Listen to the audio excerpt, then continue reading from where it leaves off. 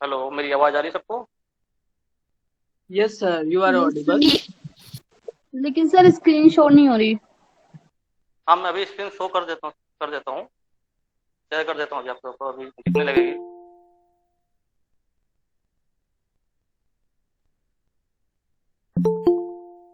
अब स्क्रीन दिख रहा है सबको?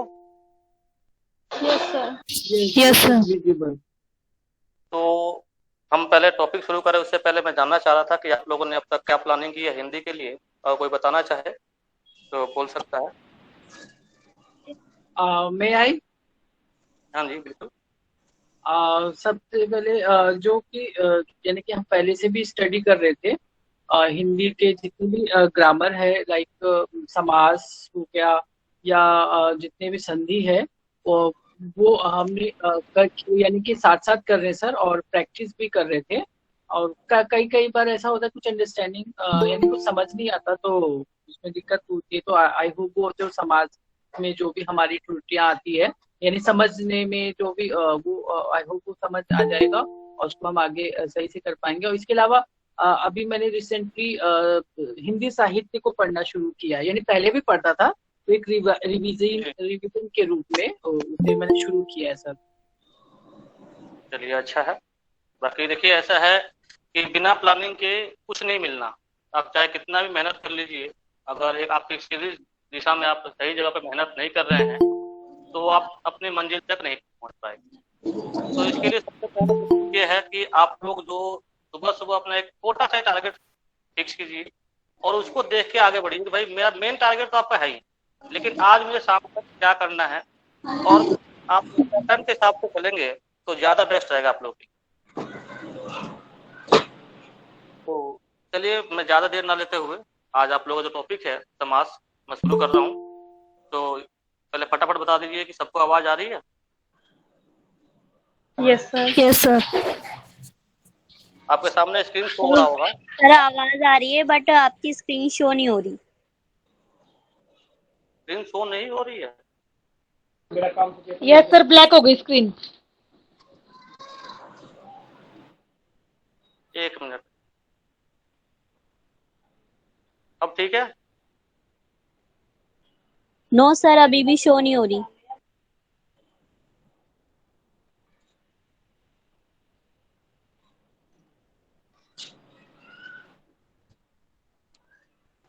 भावेश सर, स्टॉप प्रेजेंटिंग करके एक बार दोबारा प्रेजेंट कर दो उसकी, हो जाएगी। अच्छा।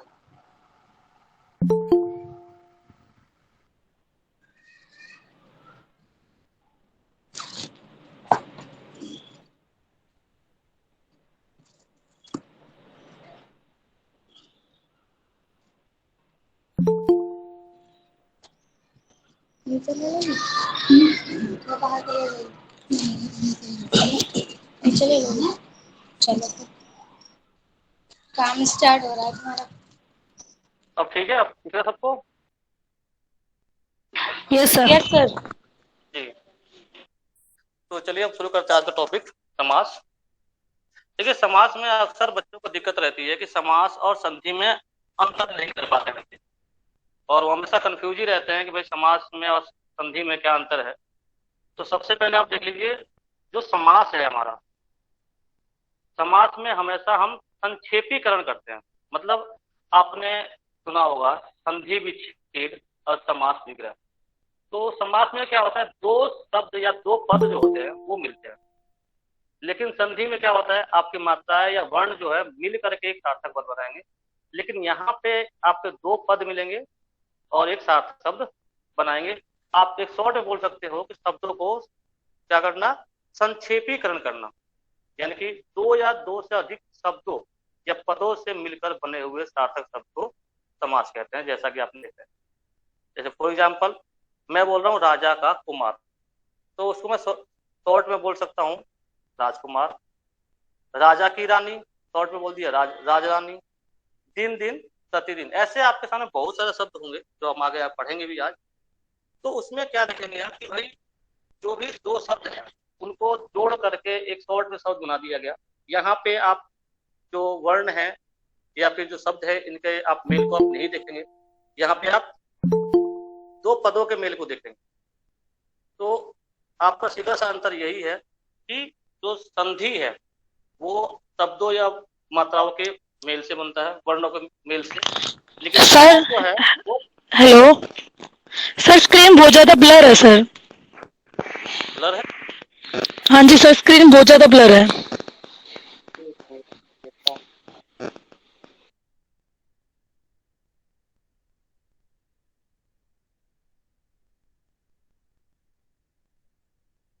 अब लगता है मुझे शायद यहाँ पे आप लोगों को दिख जाएगा।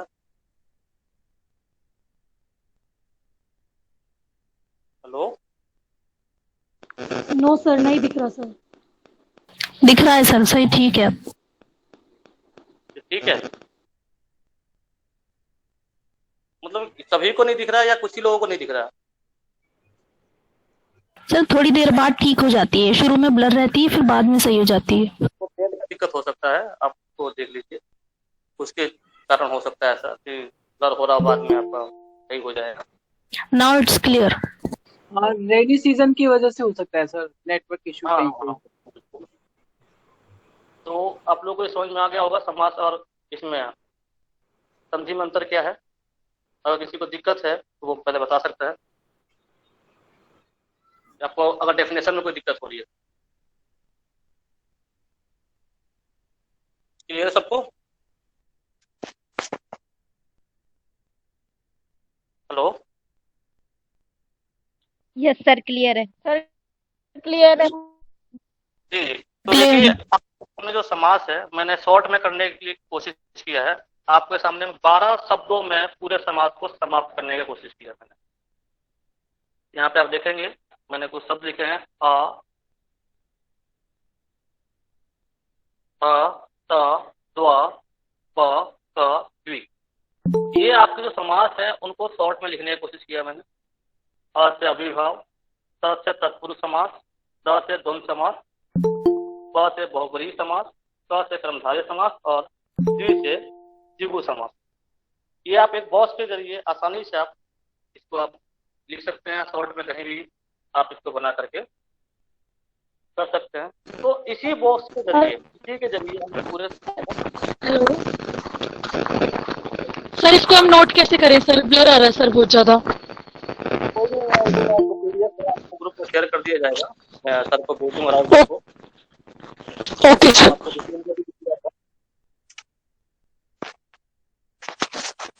आप टेंशन मत लीजिए, आप चाहें तो अगर आपके पास क्लियर आ रही है तो आप स्क्रीनशॉट ले सकते हैं, अदरवाइज आपको प्रोवाइड कर दी जाएगी।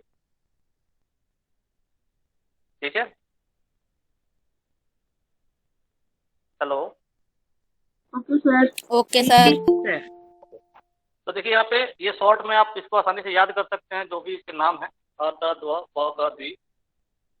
इसमें इतना आपको एफर्ट करने वाली बात ही नहीं है, जो आपको रटवाया गया आज तक। विभाव समास है, ये तत्पुरुष समास है, द्वंद्व समास है, ऐसा आपको कुछ करने की जरूरत नहीं है। कुछ लॉजिकल बातें, शॉर्ट बातें हैं, वो आपको याद रखने वाली बात है।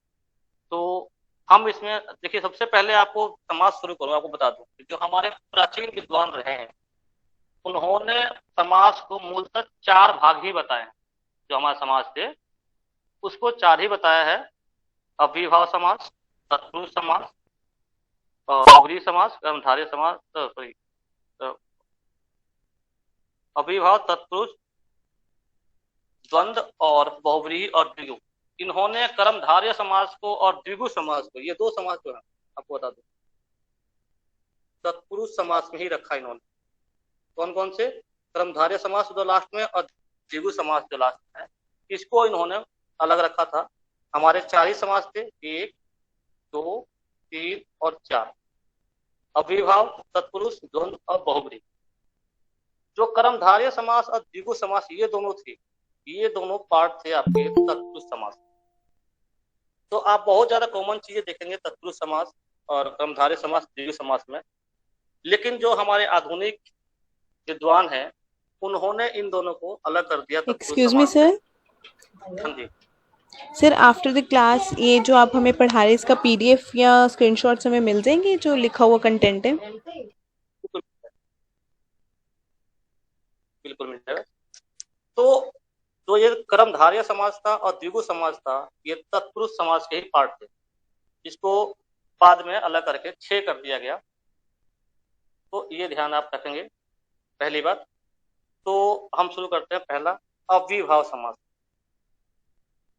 जो आपका अव्ययीभाव समास, आप ध्यान रखेंगे अव्ययीभाव समास में ऊपर आप देखेंगे लिखा हुआ पहला, अगर आप ध्यान से देखेंगे तो आप हमेशा ध्यान रखेंगे समास में दो पद होते हैं और अव्ययीभाव समास में पहला पद जो होता है वो प्रधान होता है। जो पहला लिखा है ना, ये इसीलिए लिखा गया है कि अव्ययीभाव में हमेशा पहला पद प्रधान होगा और इसमें कोई ना कोई आपको अव्यय मिलेगा। मोस्टली जो सेंटेंस है इसके लगभग 99% जो सेंटेंस वो के एग्जाम्पल है उसमें आपको प्रारंभ में कोई ना कोई, आप यहाँ देखेंगे कोई ना कोई आपको उपसर्ग लगा हुआ मिलेगा। तो आपको ध्यान रखना होगा अव्ययीभाव समास में पहला पद हमेशा प्रधान होता है और इसमें कोई ना कोई मतलब मोस्टली उपसर्ग लगा हुआ मिलेगा। जैसे आपके सामने एग्जांपल दिया है प्रतिदिन, यथासंभव, यथाशक्ति, आमरण।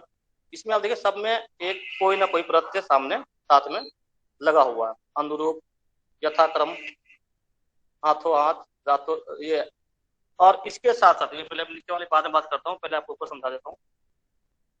तो इसमें जैसे सिर्फ यही नहीं, जैसे प्रतिदिन लगा हुआ आपका देखिए, प्रति माह, प्रति वर्ष ऐसे बना सकते हैं। यथाशक्ति, यथाक्रम, आमरण आपका उपसर्ग है। तो इसमें आपको मोस्टली या तो उपसर्ग मिलेगा या फिर एक ही वर्ड दो बार रिपीट हो रहा हो। आप बोल सकते हैं जैसे हाथों हाथ, दिनों दिन, कभी कभी, धीरे धीरे, बार बार, ऐसे दो वर्ड एक साथ रिपीट हो, एक ही वर्ड दो बार, या फिर कोई उपसर्ग लगा होगा तो आप आंख बंद करके आप उसको अव्ययीभाव समास देते। तो अव्ययीभाव समास में आपको दो बातें याद रखनी है, या तो इसमें उपसर्ग लगा होगा या फिर जो शब्द है वो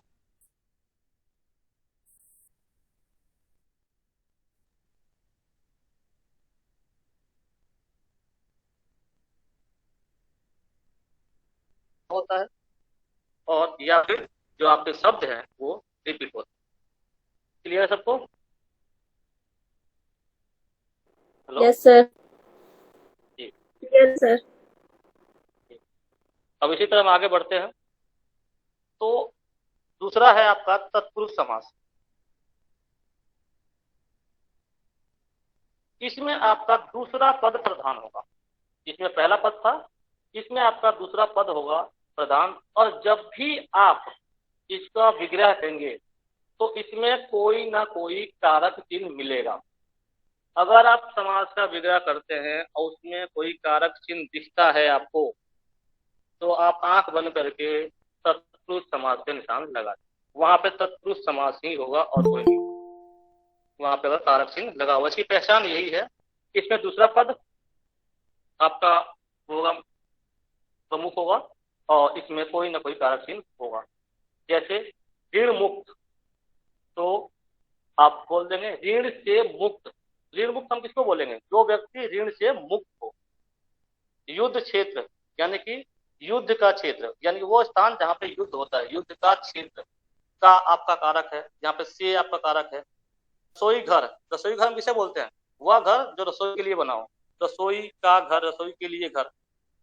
मृत्युंजय, मृत्यु से जय, मृत्यु से जीता हुआ, से आपका कारक। पुस्तकालय, पुस्तक के लिए घर। स्वर्गवास, स्वर्ग को वास या स्वर्ग में वास।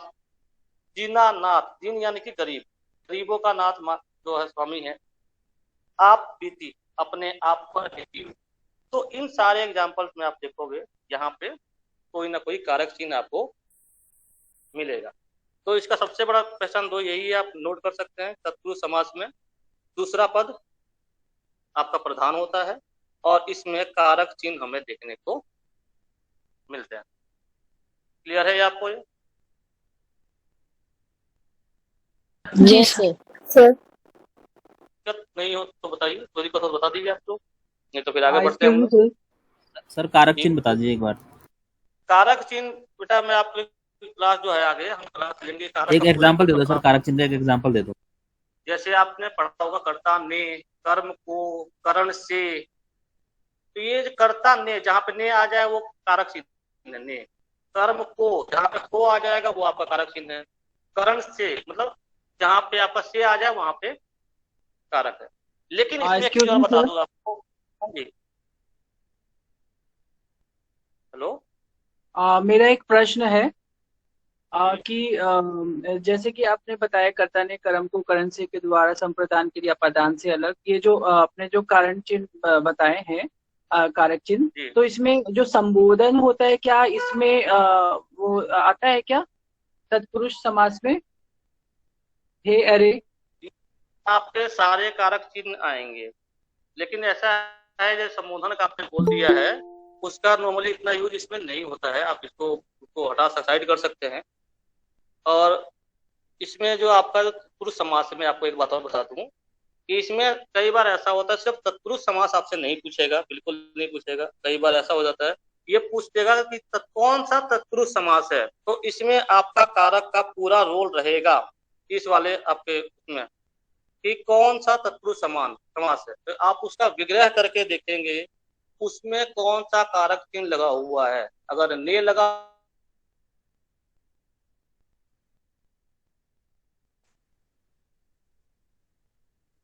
हुआ है तो आप ये बोलेंगे कर्ता तत्पुरुष समास। ऐसे भी आपसे पूछा जा सकता है। तो इसीलिए क्या अगली क्लास आपकी परीक्षा कारक चिन्ह ले में ली जाएगी जिससे कि आपको कारक चिन्हों के बारे में अच्छी तरह जानकारी हो जाए। जी सर, परीक्षा में इस तरह के प्रश्न आने की संभावना है क्या? हे अरे इस तरह के?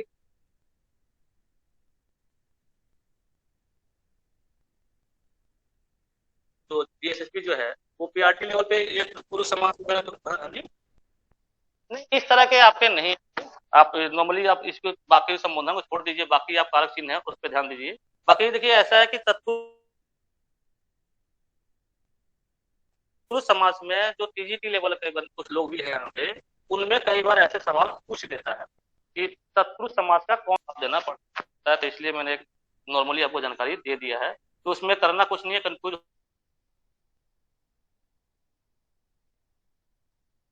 होने वाली बात नहीं है। आपको कारक चिन्ह पता है तो तत्पुरुष समास का कारक चिन्ह जोड़ देना है, मामला समझ में आई बात? Hello, yes sir.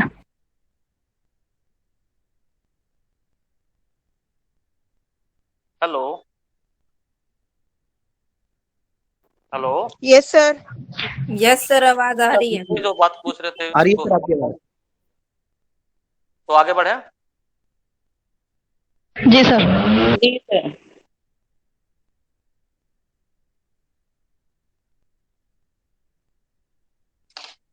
हेलो, चलिए तो देखें हम अगला जो समास है हमारा द्वंद्व समास। इसमें आप ध्यान रखेंगे इसमें किसके ऊपर लिखा है? दोनों। आगे दोनों जाने से पद पहले क्या जो भी तत्पुरुष के हाँ एक जी। एक उदाहरण हमें मिल सकते हैं शब्द? शब्द जी सर, तो विग्रह हम कर ये अभी लेंगे। बताते मैंने आपको, जैसे ऋण,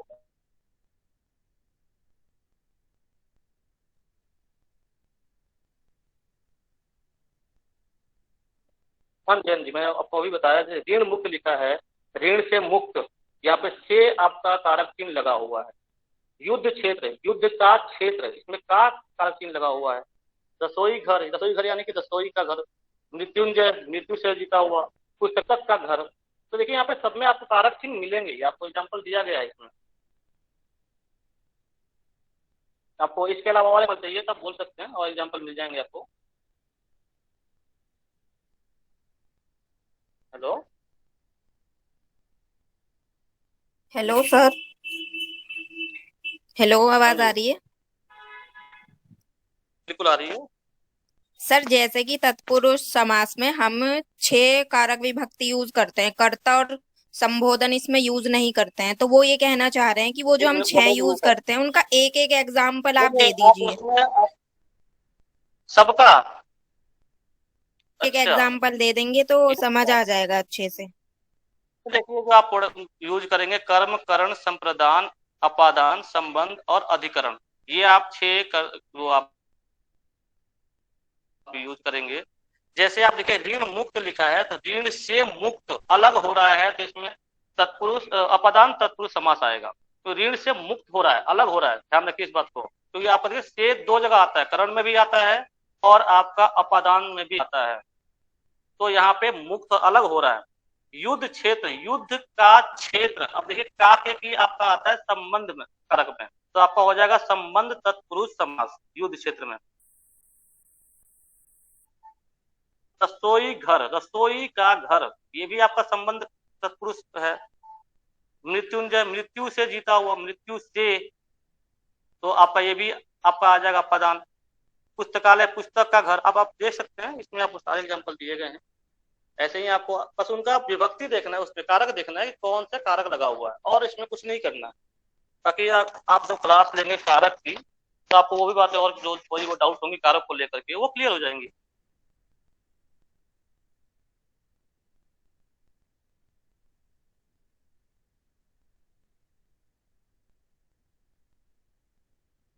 ऐसे जैसे यज्ञशाला है, आप बोल सकते हैं, यानी कि यज्ञ के लिए शाला, के लिए आपका, के लिए आपका आता है संप्रदान में, तो संप्रदान तत्पुरुष समास बोल सकते हैं, बिल्कुल।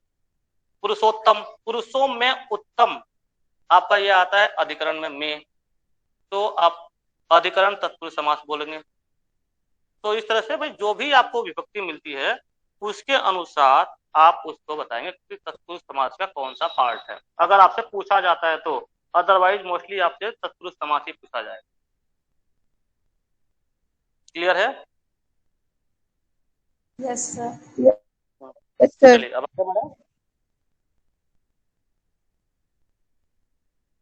आगे देखते हैं। अगला है आपका द्वंद्व समास। द्वंद्व समास में आप देखिए इसमें दोनों पद आपके, जो प्रथम है दूसरा जो भी है, दोनों पद प्रधान होंगे। और इसमें आपको जब आप विग्रह करेंगे, जैसे आपको यहाँ पे कारक चिन्ह देखने को मिल रहे थे, आपको इसमें अथवा और या एवं देखने को मिलेगा। ये आपको सारे कारक चिन्ह, तो योजक चिन्ह आपको देखने को मिलेंगे। मतलब कहने को तो इसमें आपको कारक चिन्ह नहीं, इसमें आपको योजक चिन्ह देखने, अथवा और या एवं। और मोस्टली जो होते हैं ये जो शब्द होते हैं एक दूसरे के अपोजिट होते हैं। ठीक है, समझ में आई बात? इसमें आपको ध्यान देना है कि इसमें योजक चिन्ह मिलेंगे जो आपको बताए गए हैं, अथवा और या फिर एवं। और ये जो शब्द होते हैं लगभग एक दूसरे के अपोजिट होते हैं, और दोनों पद एक समान होते हैं, दोनों में से कोई छोटा बड़ा नहीं होता। ये आपको सबसे इजी दिखेगा, जिसे आप आसानी से कर लेंगे। जैसे देखिए आपको यहाँ पर लिखा गया है माता पिता, दिन रात।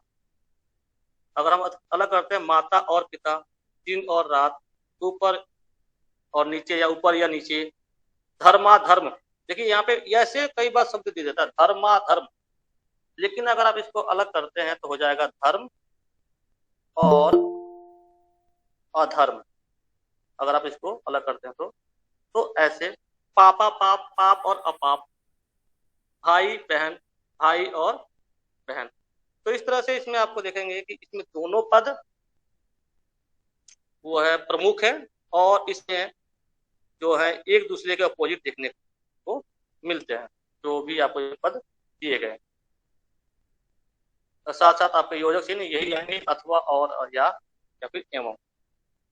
तो ये मुझे लगता नहीं है, ये बहुत आसान है, इसमें कोई दिक्कत होनी चाहिए किसी को। अगर फिर भी किसी को दिक्कत है तो बता दें।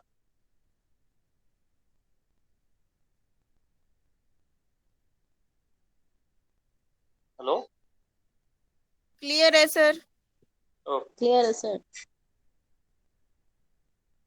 अब देखिए अगला है आपका बहुव्रीहि समास। अब इसमें आपका ना पहला पद प्रधान होगा ना दूसरा पद प्रधान होगा, इसमें जो तीसरा पद प्रधान होगा जो कि आपका बाहर से आएगा।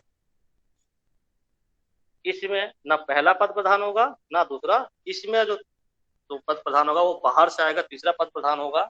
मतलब आपसे बोला कोई शब्द जाएगा लेकिन आपके दिमाग में इमेज कुछ और बने। इसमें सीधा लॉजिक ये है कि आपसे जो भी शब्द दिया जाएगा, आप नाम पढ़ते ही कोई और इमेज आपके दिमाग में बन रही है, तो आप वहां पे बहुव्रीहि समास लगाएंगे। जैसे दशानन, अब जैसे ही आपसे दशानन बोला जाता है तो दशानन हम किसको बोलते हैं? रावण को। ऑब्वियस सी बात है, आपके दिमाग में रावण का ही, लेकिन यहाँ पे रावण कहीं लिखा नहीं गया आपके लिए, ना बताया गया ना बोला गया आपको। पीताम्बर, हम पीताम्बर किसको बोलते हैं? श्री कृष्ण को। नीलकंठ, लंबोदर गणेश जी को, गिरिधर श्री कृष्ण को, चतुर्भुज विष्णु जी को। मतलब इसमें आपका जो नाम लिया, जो समास दिया गया है या शब्द दिया गया है, आप उसको पढ़ेंगे, लेकिन आपके इमेज में जो दिमाग में जो इमेज बनेगी वो इससे अलग बनेगी, इससे संबंधित कोई और दूसरी इमेज बनेगी। तो वो जो शब्द है वो बाहर से आया है और वो शब्द होगा आपके लिए प्रमुख, ये ध्यान रखना। तो इसमें ना पहला पद प्रधान होगा ना दूसरा पद प्रधान होगा, इसमें हमारे लिए जो प्रधान शब्द है वो बाहर से आएगा। क्लियर है? यस सर इसके हाँ जी सर, चतुर्भुज 2 में आ रहा है, द्विगु में भी और इसमें बहुव्रीहि में भी, तो कैसे हम वहाँ पे कर पाएंगे? हाँ जी बिल्कुल, वहाँ पे मैं आने वाला हूँ, वो बिल्कुल बताऊंगा मैं आपको। वो जानबूझ के लिखा गया कि आपको ये जो कंफ्यूजन है वो मालूम पड़ जाए। आपको खाली चतुर्भुज नहीं, आपको दशानन भी मिलेगा 2 जगह लिखा हुआ, वो आपका डाउट क्लियर किया जाएगा। पहले आप इन सब समास को समझ लीजिए, फिर वो आपका डाउट क्लियर करता हूँ मैं। ठीक है, तो ये समझाइए, अभी जितना बताया बहुब्रीहि समास वो क्लियर हो गया सबको? जी सर। जी, तो अगला हम करते हैं कर्मधारय समास। कर्मधारय समास में आप देखिए विशेषण और विशेष्य दोनों देखने को मिलेंगे। अब आपने पढ़ा है विशेषण क्या है, जो संज्ञा सर्वनाम की विशेषता बताया वो विशेषण है, आपको पता ही होगा। और विशेष्य क्या होता है? जिसकी विशेषता बताई जाती है। आपको दोनों एक ही शब्द में देखने को मिलेंगे।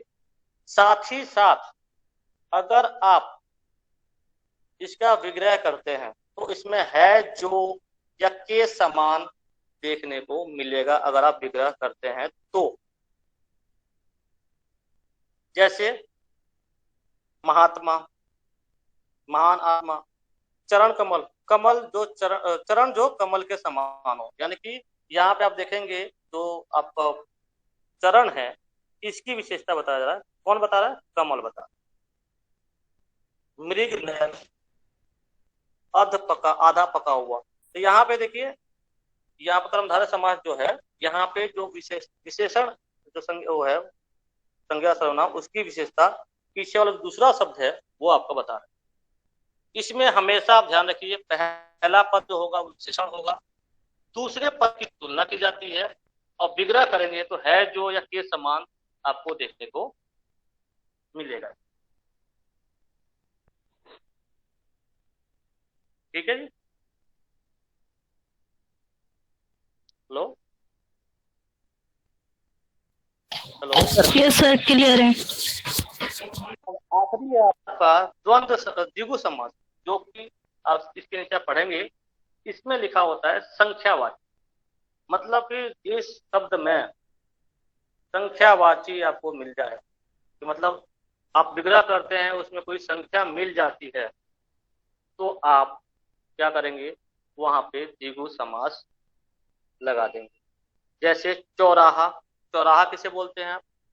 4 रास्तों का समूह। चतुर्भुज, 4 भुजाओं का समूह।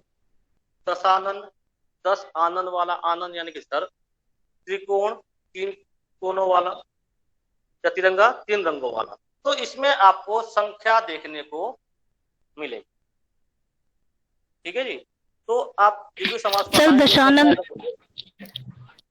सर दशानन तो बहुब्रीहि समास था। बिल्कुल, मैं अभी वहीं आ रहा हूँ, मैं आपको बता रहा हूँ। पहले आप इस समास जो है समझा रहा हूँ, समझा वो देखिए पहले आप।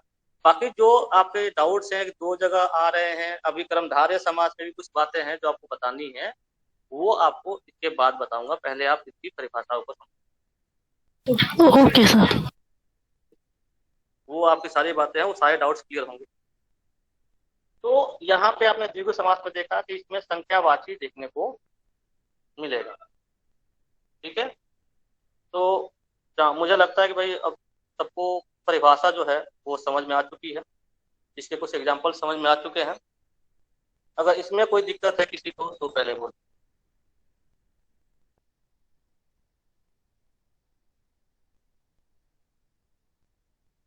हेलो,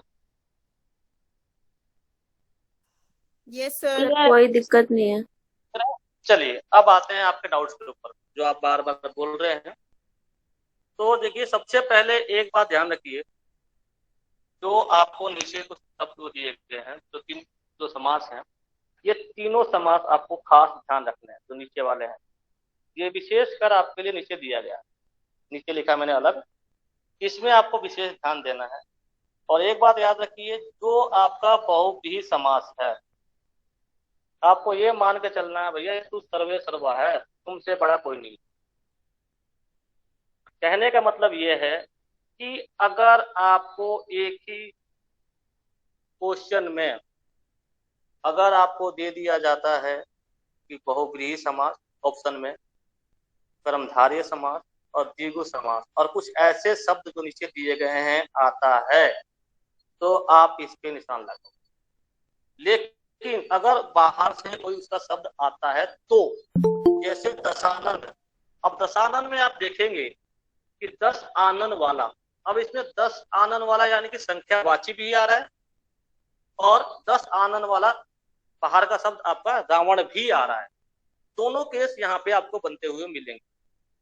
जब आपको दोनों केस बनते हुए मिले, दोनों केस बन रहे हैं भाई कि यहाँ पे बहुव्रीहि समास भी बन रहा है और द्विगु समास भी बन रहा है, तो वहां पे आप प्रेफरेंस देंगे बहुव्रीहि समास को। ये आपको ध्यान दें।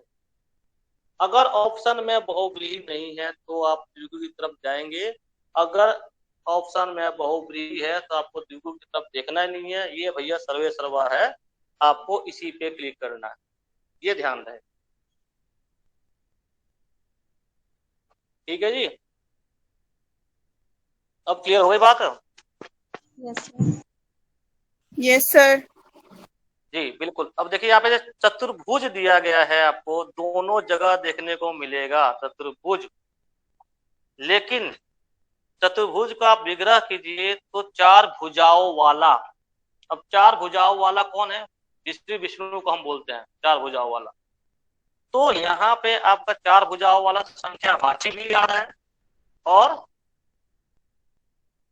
श्री विष्णु जो है वो बाहर से भी आपका शब्द आ रहा है, बहुव्रीहि समास भी दिख रहा है। तो ऐसे में आप प्रेफरेंस देंगे बहुव्रीहि समास को और इसी पे क्लिक करेंगे, आप कोई और ऑप्शन नहीं देखेंगे। ये सर्वोच्च है समास में। यही मैक्सिमम बच्चे गलती करते हैं कि वो कंफ्यूज हो जाते हैं और द्विगु समास पे निशान लगा के आ जाते हैं, भाई यहाँ पे तो संख्यावाची है, यहाँ पे तो बहुव्रीहि हो ही नहीं सकता। ऐसा कुछ नहीं है, आप बहुव्रीहि समास को ही प्रेफरेंस देंगे और इसी पे निशान लगाएंगे। अगर ऐसा कंडीशन आ जाता है कि दोनों में प्रेस हो रहा है, दोनों कंडीशन बन रही है, द्विगु समास का भी और बहुव्रीहि समास का भी, तो आप बहुव्रीहि समास को ही प्रेफरेंस देंगे। अब कोई दिक्कत है तो बताइए।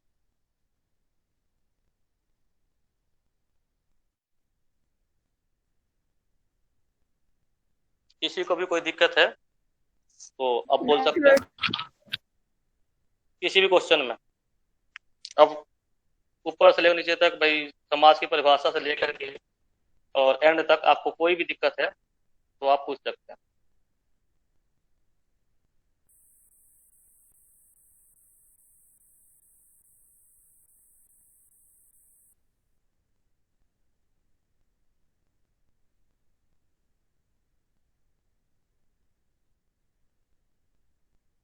किसी को दिक्कत है?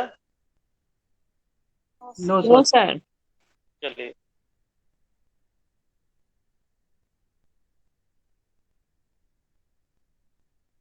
तो यहाँ पे आपके लिए कुछ क्वेश्चंस हैं, आप जरा इनके आंसर मैं चाहूंगा आप बताएं इसके आंसर।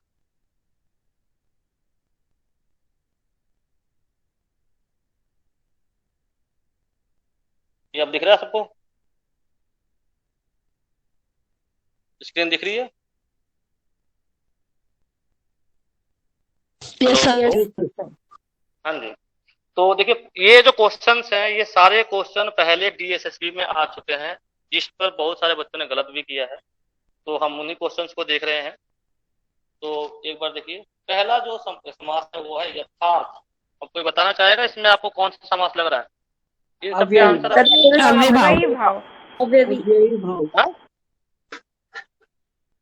अविभाव। अच्छा, इसके अलावा कोई और जो अविभाव के अलावा कोई और बोलता हो?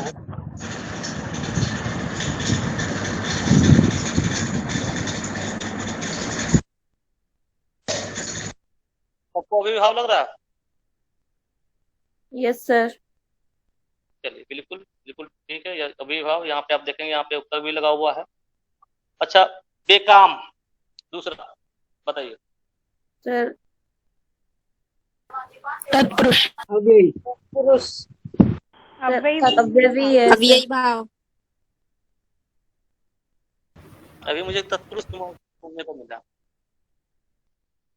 कोई बोल रहा था। सर अगर काम के बिना है, इसका मतलब बेकाम मतलब काम के बिना, तो फिर कारक चिन्ह आ रहा है तो तत्पुरुष होना चाहिए। अगर उपसर्ग देखें तो फिर अब यहाँ पे आपको सबसे पहले आपको अव्यय भी देखने को मिल रहा है, आपको यहाँ पे वो भी मिल रहा है, उपसर्ग भी मिल रहा है, तो आप डायरेक्ट अव्ययी भाव पे निशान लगाओगे।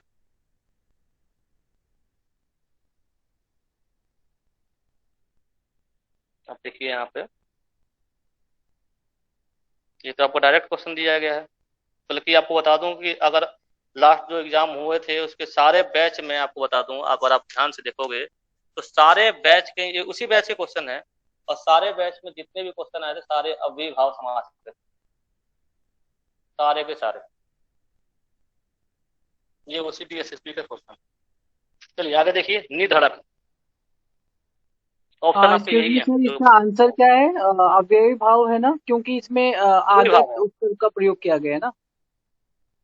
जी, इसमें उपसर्ग भी लगा हुआ, अव्यय भी है आपका बिना काम का। ऐसे निधड़क का बताइए क्या है?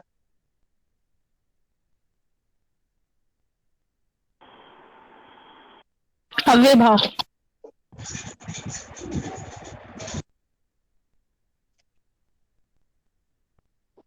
अव्ययी भाव। हाँ जी बिल्कुल।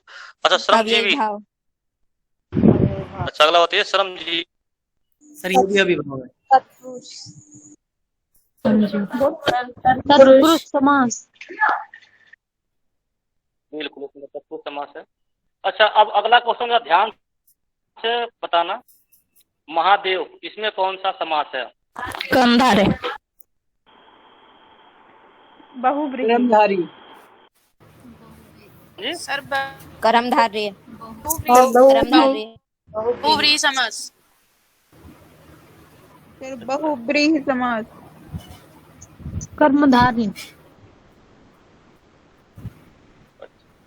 चलिए, और कोई? कर्मधारय। चलिए, अगर आप देखिए महादेव लिखा है, महादेव हम किसको बोलते हैं? महान देव, महादेव किसको बोलते हैं? शंकर भगवान। शिव जी को। तो आप जरा ध्यान दीजिए कि आप लोग बिल्कुल ठीक हैं, यहाँ पे बहुव्रीहि समास भी है और कर्मधारय समास भी है, दोनों है। लेकिन मैंने आपको बताया अगर ऑप्शन में दोनों आ जाते हैं तो आप बहुव्रीहि समास को ही प्रेफरेंस देंगे, तो यहाँ पे आप बहुव्रीहि समास को ही आप आंसर करेंगे। यहाँ पे दोनों, मैंने आपको बताया कि दोनों कंडीशन अगर सेम हो जाए तो आप बहुव्रीहि समास पे ही जाएंगे और किसी समास पे नहीं जाएंगे। यहाँ पे कर्मधारय भी है, लेकिन मैंने आपको बता दिया कि भाई बहुव्रीहि समास जो है वो सर्वे सर्वा है, सबसे ऊपर है। तो अगर आपको दोनों में चुनने की बात कर दी जाए तो आप बहुव्रीहि समास। Excuse me sir. जी सर निधड़क में कौन सा समास बताया आपने? निधड़क में अव्ययी भाव है। Okay, thank you sir. Okay, समझ में आ गई है महादेव जो आपका ये है? इसमें जो कर्मधारय बोल रहे थे उनको समझ में आ गया होगा बहुव्रीहि समास हम क्यों लगा रहे हैं इस पे। कोई दिक्कत है बोल सकते हैं।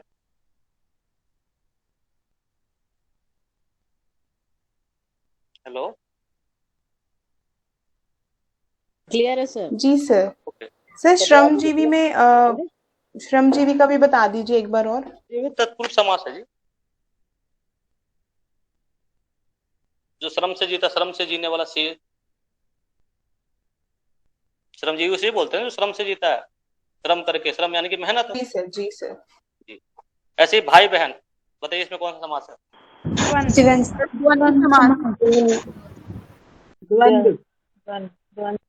आसान है, द्वंद्व समास। भाई और बहन दोनों एक दूसरे का अपोजिट भी हैं और योजक भी आ रहा है, बिल्कुल। अच्छा, नवग्रह में कौन सा समास है? द्विगु समास। समास है। मैं आपका 9 ग्रहों का समूह, आपका 9 आ रही है, द्विगु समास। जी जी बिल्कुल।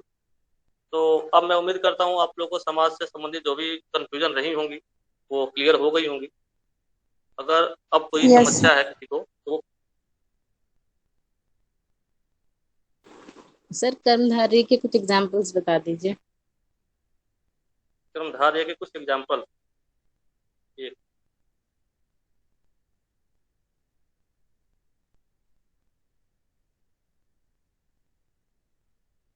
देखिए, कर्मधारय समास के एग्जांपल्स आपको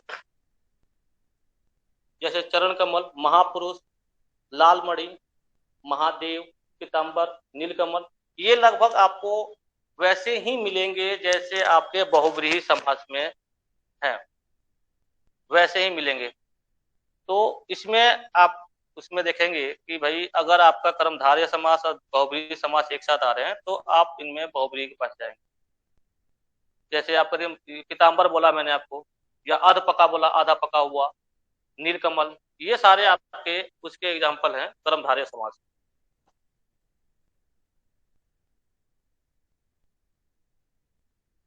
हेलो जी ठीक है।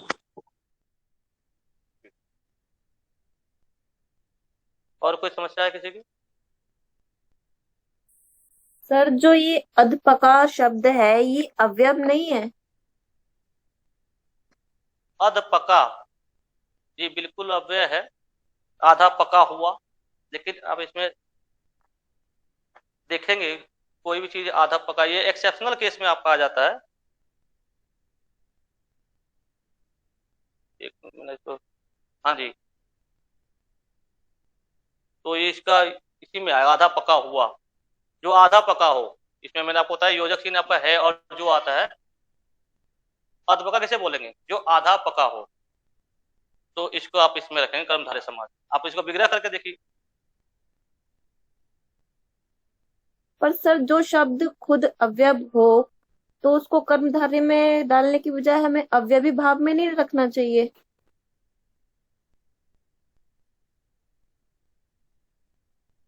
हाँ जी, लेकिन इसमें आप इसको आप कर रहे हैं अध पका, तो आधा पका हो, जो आधा पका हो। आप विग्रह तो कीजिए, क्या विग्रह कीजिएगा आप खुद विग्रह कीजिए, इसको अलग कीजिए। समास को पहचानने का सबसे अच्छा तरीका यह है कि आप दिए गए शब्द को विग्रह करिए। तो सर अगर हम विग्रह भी करते हैं तो हम आधा पका हुआ, तो इसमें जो भी तो आएगा विशेषता बता रहे हैं ना हम।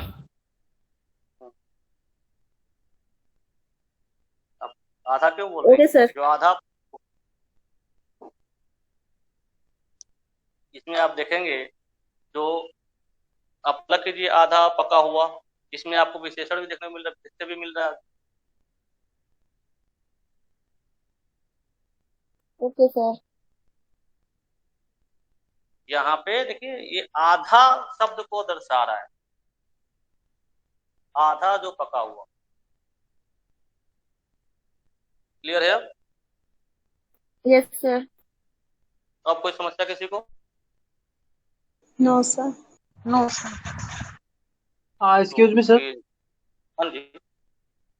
कई बार ऐसा भी होता है कि जो शब्द का अर्थ वाक्य के आधार पर भी परिवर्तन हो जाते हैं। तो हो सकता है कि कई बार ऐसा भी हो कि जो अधपका जो हम लोग बात कर रहे हैं, अगर कोई मान लीजिए अनुच्छेद आ जाए और उस अनुच्छेद के आधार पर भी यानी कि बदल सकता है, लाइक कि वो कर्मधारय भी हो सकता है, और जो हम बात कर रहे हैं वो अवयवी भाव वो भी आ सकता है। ये ऐसा पॉसिबल हो सकता है क्या, मैं ये जानना चाहता हूँ। नहीं, ऐसा है जैसे आपने बोला कि भाई आपका वाक्य से उस पर परिवर्तन हो सकता है, तो जैसे आप बताइए जरा कैसे परिवर्तन हो सकता है। सर नहीं, अगर कोई अनुच्छेद दिया जाए उस आधार पर मैं बोल रहा हूँ। कोई हाँ, तो मैं कहानी पूछ रहा हूँ, आप वाक्य कैसे बनाएंगे, जरा वाक्य बनाइए आप। सर इसके बाद कोई देखना है, बोल रहा हूँ आपको वाक्य नहीं देना, आपको यहाँ पर शब्द देखने हैं। मैं शब्द बात कर रहा हूँ, समास में आपको शब्द देखने को मिले। मैंने आपसे क्या बोला, परिभाषा ध्यान से देखिए, तो दो या दो से अधिक शब्दों या पदों से मिलकर नए सार्थक शब्द की, हम शब्द की बात कर रहे हैं, पद की वाक्य की बात नहीं कर रहे हैं। समास आपका यही शब्द है ना, आपके सार्थक शब्द जो है। आप सबसे पहले समास की परिभाषा तो देखिए पहले।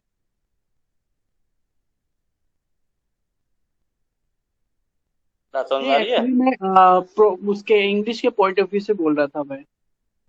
जी, देखिए इंग्लिश और हिंदी में आपको बहुत ज्यादा अंतर देखने को मिलेगा सर। मुझे ये समझ नहीं आ रहा कि आप कैसे वाक्य बनाने की बात कर रहे हैं। सर आप कुछ जैसे कि वाक्य हमने बोलते एक वाक्य बोला कि यह खाना अध पका है और अंडरलाइन कर दिया अध पका, तो वो शब्द बात जो है वो शब्द समास कहलाएगा या फिर वो अवयव कहलाएगा, ये पूछना चाहते हैं वो। ये चीज तो आप बात तो शब्द की कर रहे हैं ना। अध पका क्या है, जो आधा पका हुआ हो। अब जो पका हुआ चीज है वो आधा पका हुआ, आप इसकी विशेषता ही तो बता रहे हो यहाँ पे। तो सर अंडरलाइन वर्ड जो है वो समास कहलाएगा, आप ये कहना चाहते हो? हाँ जी, अंडरलाइन वर्ड जो आपको बताया समास जो है आपसे वाक्य थोड़ी बोल देगा। इस वाक्य में आप ये बोल सकते समास पहचानिए, तो आप शब्द ही तो बोलेंगे, आप पूरा वाक्य थोड़ी बोल देंगे समास में। आप वाक्य तो नहीं बोल सकते ना, तो समास इसका में आप मतलब शब्द यही है बताएं। समास है कर्मधारय हो सकता है सर, ये अध पका वर्ड। जी ओके, जी। Thank you so much.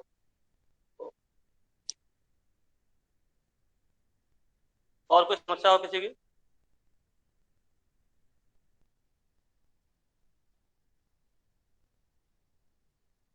तो